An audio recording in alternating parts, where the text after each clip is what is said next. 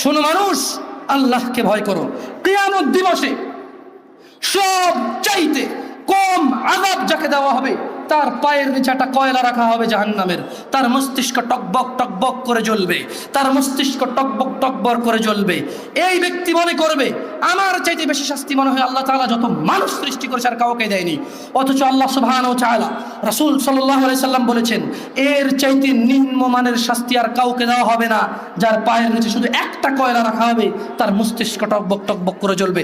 আল্লাহ সুবহানাহু ওয়া তাআলা বলেন, ইউবাশশিরুহুম, ও মুহাম্মদ সাল্লাল্লাহু আলাইহি সাল্লাম আপনি দেখবেন অপরাধীরা যারা ঘুষ নিয়ে ব্যস্ত, সুদ নিয়ে ব্যস্ত, জিনা নিয়ে ব্যস্ত, মদ নিয়ে ব্যস্ত, জুয়া নিয়ে ব্যস্ত, মিথ্যা নিয়ে ব্যস্ত, আযানকে পরোয়া করে না, সালাকে পরোয়া করে না, বেনামাজি হওয়াকে কুফরি মনে করে না। ইউবাশশিরুহুম, আপনি দেখবেন ইয়াওয়াদুল মুজরিম, এই অপরাধীগুলো লাউ ইফতাদি মিন আযাবি ইয়াউমিযিন বিবানি, তারা আল্লাহকে বলবে, ইয়া আল্লাহ, ইয়া আল্লাহ এই ছেলেকে নিয়ে নেন, ইয়া আল্লাহ এই ছেলেকে জাহান্নামে দিয়ে দেন, আমার মুক্তিপণ হিসেবে আমি ছেলেকে দিয়ে দিলাম, আমাকে আজকে আপনি জাহান্নামের আগুন থেকে বাঁচিয়ে দেন।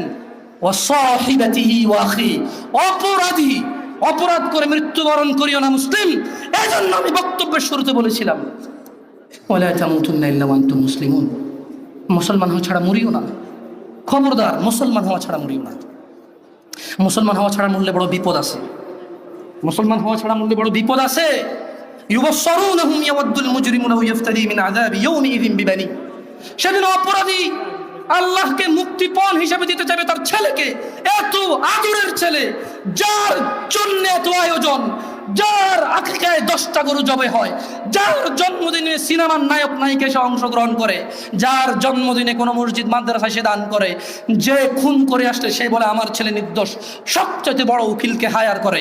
এত আদরের ছেলে, যেই ছেলে 7 খুন করলে মাপ, যেই ছেলের জরিমানা দিতে দিতে বাপ কখনো অসন্তুষ্ট হয় না, এই এত আদরের সন্তানকে পরিস্থিতি কি হতে পারে একটু ভাবো মুসলিম। মা নিজের মেয়েকে এভাবে ব্যবহার ছেড়ে দেবেন না। আপনি বাবা, আপনাকে বলছি ভাইয়া, চাচা, যদি খালি অপরাধী হয়ে মরো তবে শুনো সূরা মাআরিজে আল্লাহ বলছেন, অপরাধী সেদিন তার মুক্তিপণ হিসেবে দিতে চাইবে তার ছেলেকে, ও সাহিবাতিহি ওয়া আখি, তার স্ত্রী তার ভাইকে, ও ফাসিলাতিহি আল্লাতী তুই, তার জ্ঞাতি গোষ্ঠী যারা ওকে আশ্রয় দিত, ওমান ফিল আরদি জামিয়া সুম্মা ইউনজি, যখন হবে না আল্লাহ বলবে ছেলে লাগবে না, তুই অপরাধী, তোকে লাগবে। স্ত্রী আর ভাই দিয়ে আল্লাহ বলবে হবে না, তুই অপরাধী, তোকে লাগবে। জ্ঞাতি গোষ্ঠী যারা অন্যায় করলে আশ্রয় দিত, আরে যা বেটা কইরাল আমি আছে, এই বেটা আমি আছি না, তুই যা, এই লোকগুলা এগুলাকে দিয়ে দিবে, আল্লাহদেরকে নিয়ে যাও, এরা আমাকে আশ্রয় দিত অন্যায় করলে, আল্লাহ বলবে যে না, তোকে লাগবে।